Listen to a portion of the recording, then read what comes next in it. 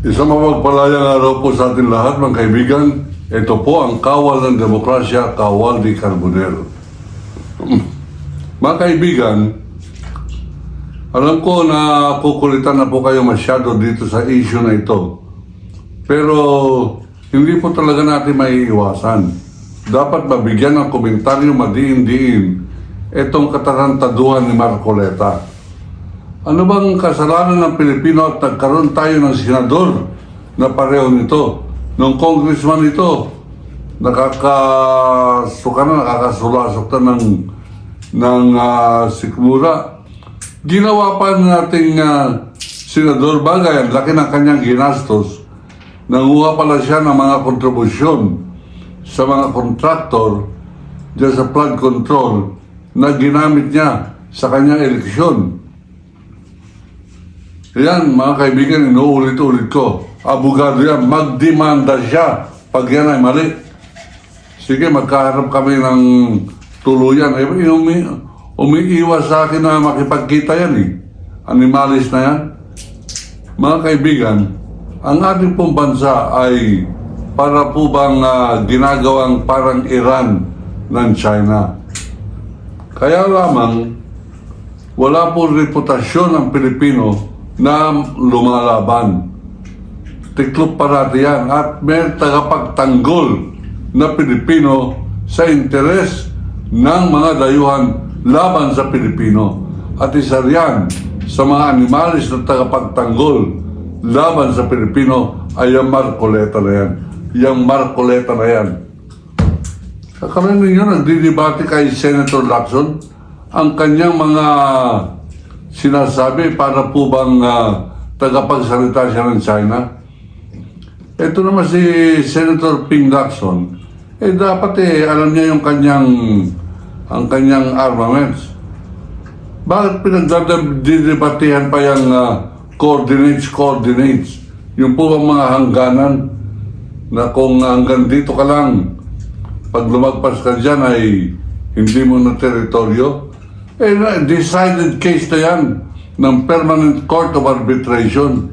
Yan pa inuulit-ulit ni Marcoleta na dapat ginawa natin ang ating magagawa para i-drawing kung saan ang West Philippine Sea.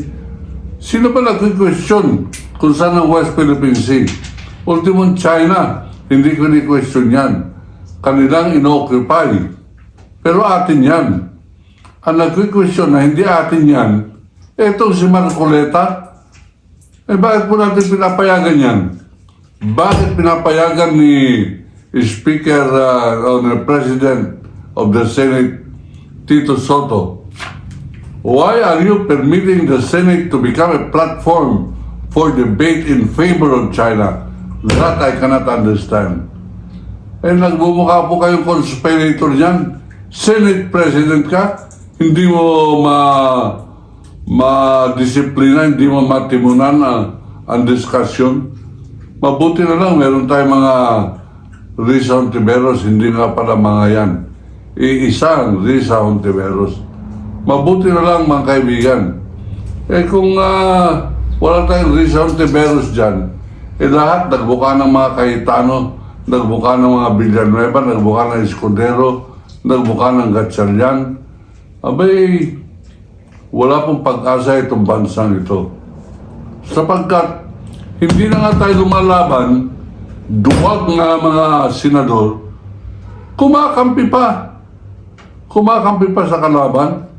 At tayo mga senador, kayong mga senador, bakit ninyo pinapayagan? Why entertain people or colleagues like Marcoleta, Cayetano? Bakit po ninyo pinapayagan yan?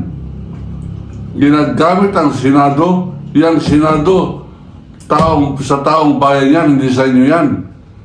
Dapat may permiso kayo o humingi kayo sa amin.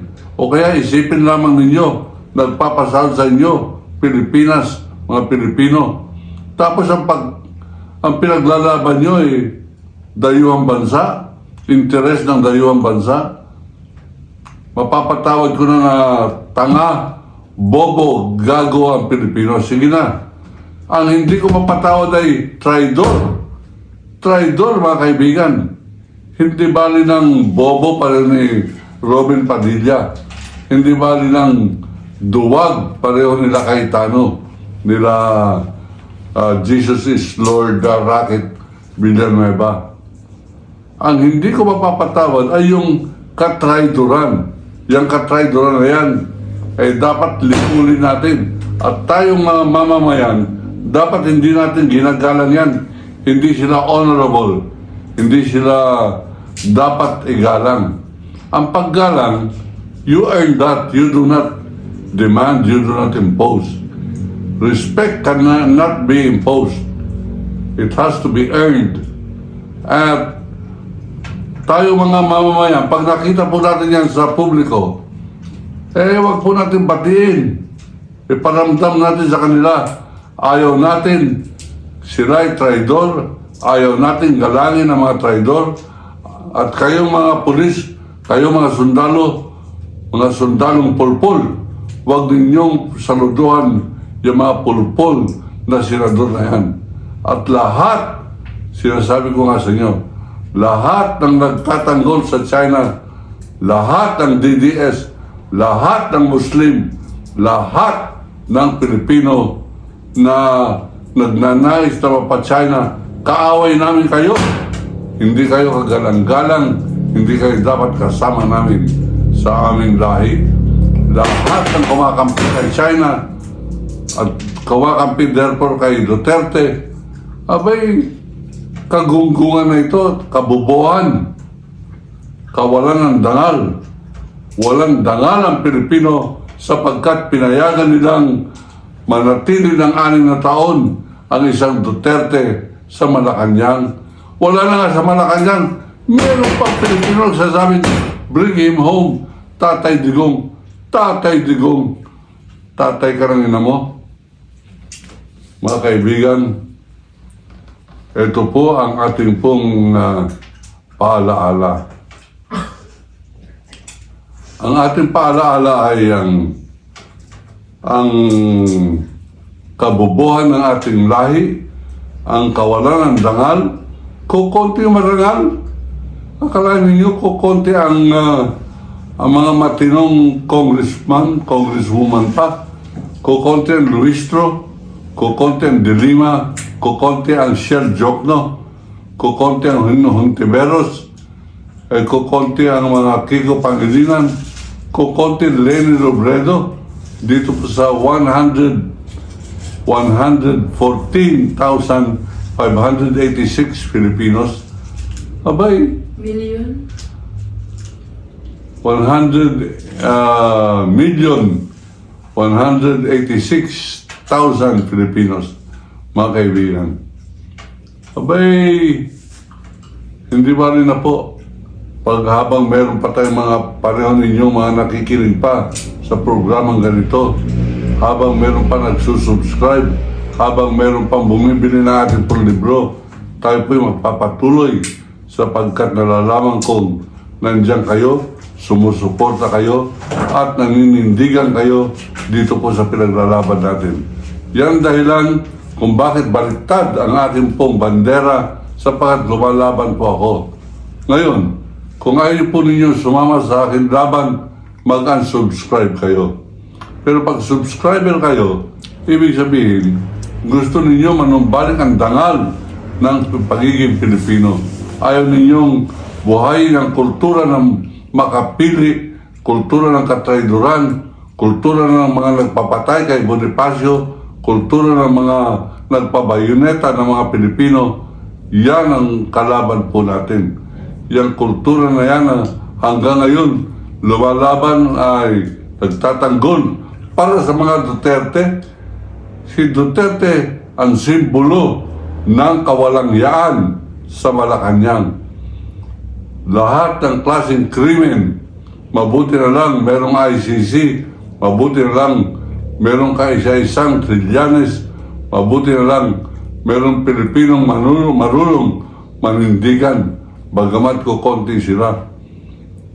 Kaya po tayo, meron po tayong puwersa bilang mamamayan. Iparamdam natin.